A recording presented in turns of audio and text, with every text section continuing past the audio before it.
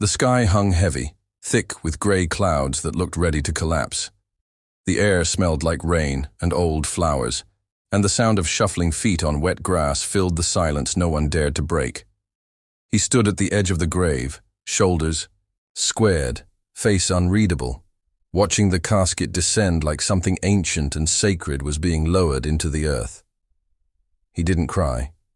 He hadn't cried since the hospital call. The ache had gone past tears, past words, into something quieter, heavier. People came and went. A hand on his back, a nod, a whispered condolence. He barely registered them. His mind spun through flashes of childhood, his father's laugh during fishing trips, the sharp voice in arguments, the years of silence that followed. Regret pressed, in tighter than grief. He wanted to rewind, to fix the years he'd spent building distance instead of bridges. But time, like truth, only moved forward. And then came a hand. Not just any hand, but a familiar one. Firm, but warm. No words, just a presence at his side. He didn't need to look. He knew. Rayen. He turned anyway. Rayen looked almost the same. Taller, maybe. More grown into his frame, his hair shorter, eyes a little dimmer.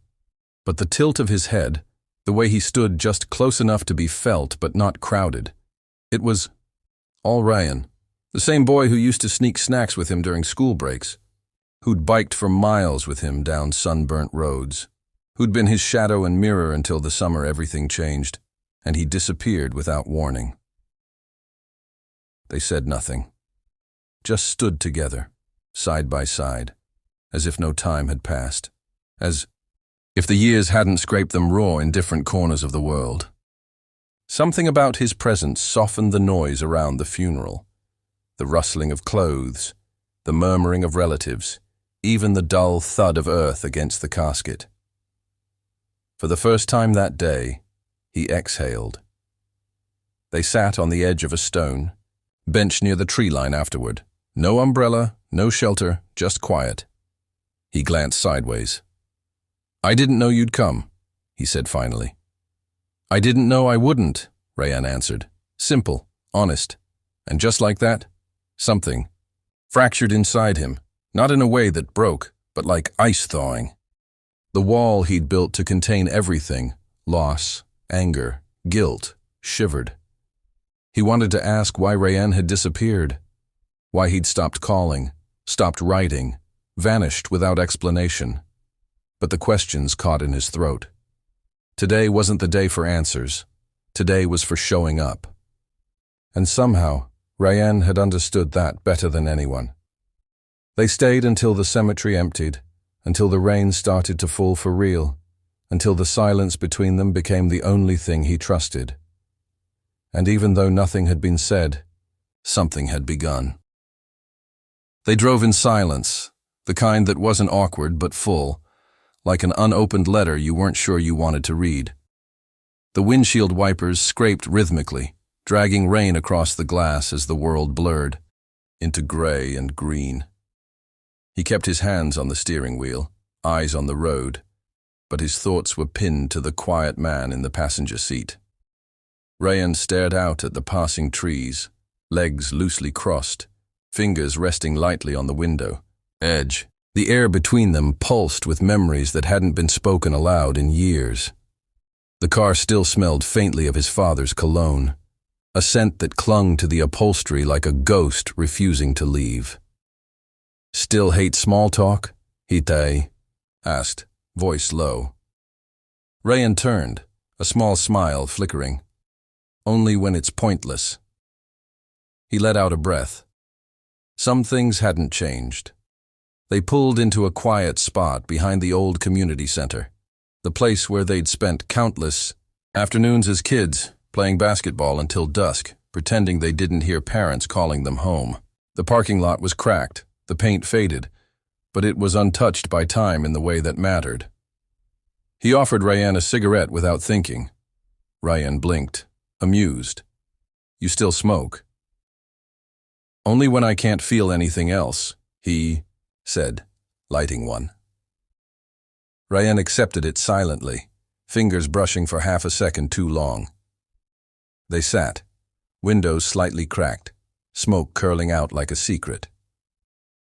"I didn't know you were still in town," he said. "I'm not.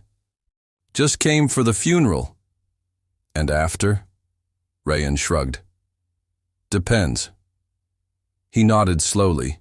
He could feel something tugging at him. Old wounds, older comfort. Rayen had always known how to slip in without asking for space, without demanding explanation. That skill had once made him feel seen. Now, it made him uneasy. His phone buzzed on the dashboard. Leah. He stared at the screen, thumb hovering. "You're still with her?" Rayen asked, not looking at him.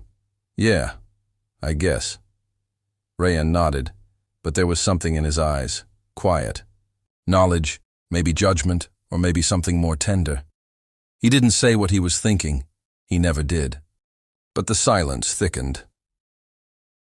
"I don't know what I'm doing with her anymore," he added, softer. This time, Rayen looked at him, really looked. "You don't have to lie to yourself just to stay loyal."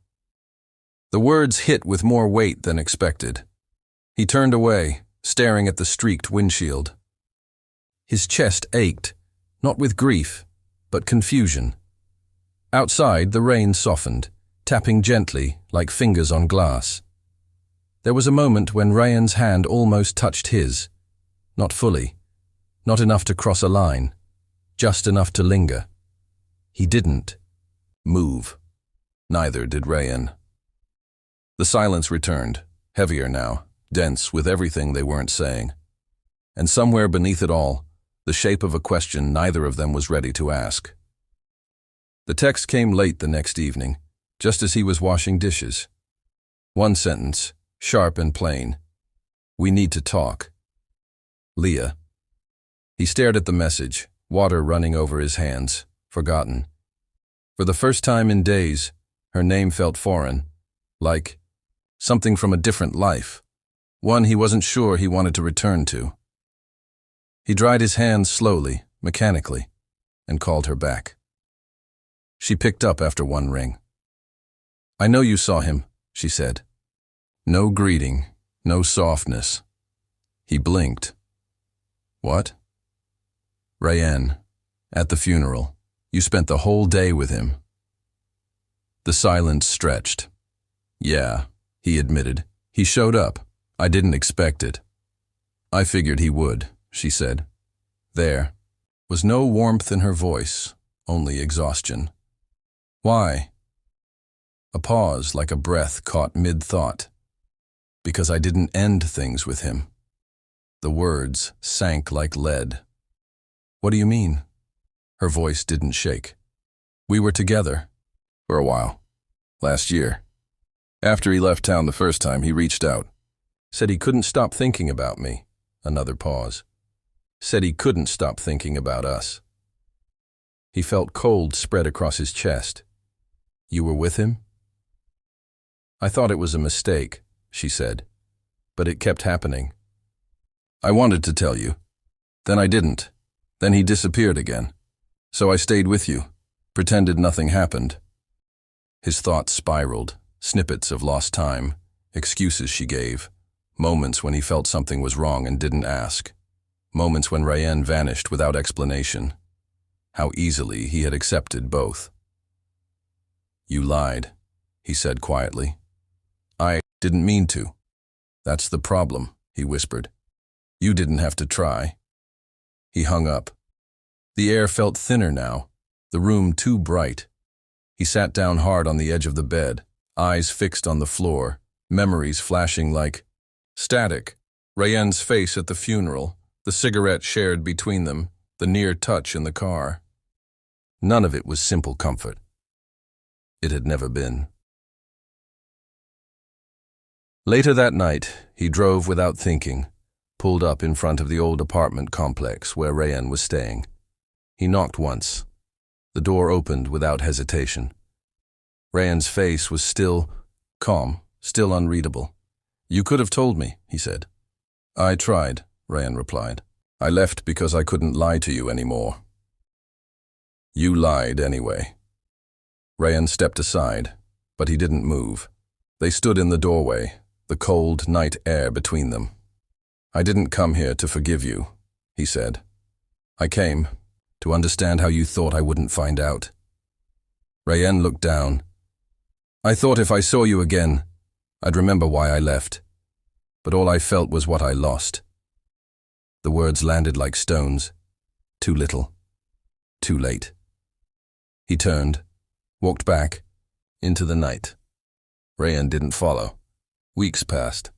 The days folded into one another like pages from a book he wasn't ready to read. Mornings came dull and uninviting. Nights stretched too long. He returned to work, went through the motions, answered questions with polite emptiness. The world expected him to grieve his father. No one knew he was mourning something far more complex. The fracture of trust, the rewriting of love, the slow unraveling of something he once believed unshakable. Leah moved out quietly. No fights, no final scenes. Just a box of her things, missing from the hallway, and a short note left on the kitchen counter. I hope someday you'll see I loved you in my own broken way. He didn't cry. He didn't feel much of anything anymore, just the echo of disappointment that lingered like smoke. One evening, while sorting through his father's old journals, he found a photo wedged between the pages. A worn picture of him and Rayen, both boys, arms draped over each other's shoulders, faces flushed with laughter. There was no one else in the frame, just the two of them, standing barefoot in a sunlit backyard, unaware of the weight life would throw at them. He traced the edges of the photo. Something inside shifted. Not forgiveness. Not yet. But memory. Clarity. A kind of truth that didn't need explaining. He walked to the lake the next morning, the one they used to sneak off to during summers, skipping rocks and talking about things they never dared say at home. The water was still. The air carried the scent of pine and old soil. He sat on the same patch of grass they once claimed as theirs. After a while, footsteps approached behind him. He didn't turn. He knew. Rayen sat down beside him, wordless. They stayed like that for a long time. Two shadows cast by a shared past, both watching the water like it might answer something neither could ask. I never meant to hurt you, Rayen said finally, voice low, stripped of its usual calm. I loved you too much to stay, and too much to let go. He closed his eyes. The pain didn't vanish, but it softened, dulled by the honesty he'd longed for and feared in equal measure. You were supposed to be the one person who didn't betray me, he said, not accusing, just tired. Rayen looked down. I betrayed myself too. The words sat heavy between them. He didn't say he forgave him. He didn't say he didn't. But he reached into his pocket, pulled out the photo, and placed it gently between them on the grass. For a while, they both stared at it. Two boys frozen in a better time. Before grief, before lies, before love twisted itself into knots they didn't know how to untangle. And as the wind picked up, scattering leaves around them, he whispered, "Maybe this isn't the end." Rayen looked at him. "Maybe it's where we begin again."